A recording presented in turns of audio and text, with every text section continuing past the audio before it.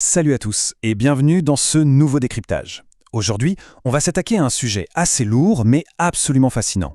La façon dont l'argent, l'influence et certaines idéologies très spécifiques voyagent depuis des groupes religieux basés aux États-Unis directement vers le continent africain. Et attention, ce n'est pas juste une histoire de chiffres sur un bout de papier, ça touche de vraies lois, ça transforme le tissu social de pays entiers. Mais surtout, on va voir comment sur le terrain, des militants, des penseurs locaux et des défenseurs des droits humains ne se laissent pas faire et ripostent avec beaucoup de stratégie. Alors, voici le menu d'aujourd'hui. On va d'abord parler du financement de ces fameuses guerres culturelles, ensuite comment ces agendas sont concrètement exportés, on fera un point sur l'évangile de la prospérité, on verra comment les activistes locaux ripostent, et on terminera sur une note très inspirante avec l'alternative de l'Ubuntu. Allez, on entre dans le vif du sujet avec notre première partie, le nerf de la guerre, à savoir le financement. Il faut vraiment qu'on pose les bases avec ce chiffre, parce qu'il donne le vertige. 280 millions de dollars. Des enquêtes très sérieuses montrent que c'est le montant minimum dépensé par des groupes chrétiens conservateurs américains à l'échelle mondiale depuis 2008. Et, soyons clairs, on ne parle pas du tout de mission humanitaire classique ici. L'objectif avoué, c'est vraiment d'influencer des lois, de dicter de nouvelles normes morales et de modeler activement l'opinion publique. C'est un investissement massif. Mais là où ça devient vraiment percutant pour notre sujet, c'est quand on regarde la répartition de cet argent. Plus de 54 millions de dollars de cette somme ont été injectés spécifiquement en Afrique. Donc le continent n'est pas juste une note de bas de page dans leur stratégie, c'est carrément un terrain prioritaire pour y implanter des débats idéologiques. Alors, qui signe les chèques au juste ? Eh bien, quelques acteurs majeurs sortent du lot. La Billy Graham Evangelistic Association est en tête avec plus de 96 millions de dollars dépensés dans le monde. Ensuite, vous avez la Fellowship Foundation. Pour vous donner une idée de leur ciblage, sur leurs 44 millions, ils en auraient envoyé plus de 20 millions rien qu'en Ouganda. Sans oublier l'Alliance Defending Freedom qui mobilise des dizaines de millions. Bref, on a affaire à un réseau super organisé avec des moyens institutionnels complètement fous. Ce qui nous amène tout naturellement à notre deuxième point. Comment, concrètement, ces agendas sont exportés vers le continent africain? C'est un peu comme regarder une réaction en chaîne redoutable. Regardez bien cette chronologie, l'argent précède toujours la législation. Tout commence souvent par des visites de terrain, comme celle du pasteur américain Scott Lively en Ouganda en 2009. Et puis les lois suivent. En 2014, l'Ouganda adopte une première loi anti-homosexualité qui sera durcie avec un texte encore plus sévère en 2023. Et la machine ne s'arrête pas là, puisqu'on parle déjà d'une grande conférence panafricaine sur les valeurs familiales prévue à Nairobi tour 2025.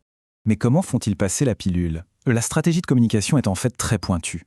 Ces organisations encadrent systématiquement leurs actions autour de deux concepts clés. La protection des valeurs familiales et la défense de la souveraineté nationale. C'est habile, parce que ça leur permet de faire passer des idéologies importées de toutes pièces pour un rempart identitaire contre une soi-disant ingérence étrangère progressiste. Troisième axe majeur de cette influence, et il est omniprésent, l'évangile de la prospérité. Si vous n'êtes pas familier avec le concept, en gros, c'est une doctrine qui enseigne que la richesse financière et une santé de fer sont tout simplement des droits divins. C'est le fameux « name it and claim it ». Il suffit d'avoir une foi inébranlable pour l'obtenir. Le gros problème avec cette logique, c'est que ça sous-entend souvent que si vous êtes pauvre ou malade, c'est que vous manquez de ferveur spirituelle. Ça ramène la réussite divine à un simple succès matériel. Les critiques sont d'ailleurs très virulentes à ce sujet. Beaucoup d'analystes affirment que cette vision ultra-commercialisée crée une véritable culture de la cupidité. On se retrouve avec des situations absurdes et dramatiques où des fidèles, parfois dans une précarité extrême, sont fortement poussés à donner le peu d'argent qu'ils ont à des leaders religieux devenus de vraies célébrités, tout ça en échange de promesses de miracles financiers. C'est un système qui exploite l'espoir des plus vulnérables. Mais c'est là que l'histoire prend un tournant crucial. On passe à notre quatrième partie, la résistance. Face à ce rouleau compresseur, les locaux ne restent pas les bras croisés. Sur le terrain, la mobilisation est farouche. Prenez Nelly Munyassia du Réseau pour la santé reproductive au Kenya. Elle ne mâche pas ses mots, je la cite. « Rien n'est africain dans cet agenda poussé sous couvert de valeurs familiales. Ce sont des auteurs de haine. » Les activistes comme elle démontent ce discours et dénoncent sans relâche l'impact concret et dévastateur que ces politiques ont sur le terrain, en particulier sur les communautés marginalisées et la santé des femmes. Et le mot qui revient de plus en plus souvent, c'est néocolonialisme. Ramatou Bangoura, une leader locale, l'exprime de manière très percutante. Ces forces qui viennent de l'extérieur sont conçues pour nous ramener à une ère coloniale à laquelle nous ne voulons pas retourner. C'est très clair. Pour ces militants, cet afflux de millions de dollars n'a rien à voir avec la foi. C'est perçu purement et simplement comme une tentative d'imposer un contrôle occidental sur la société africaine.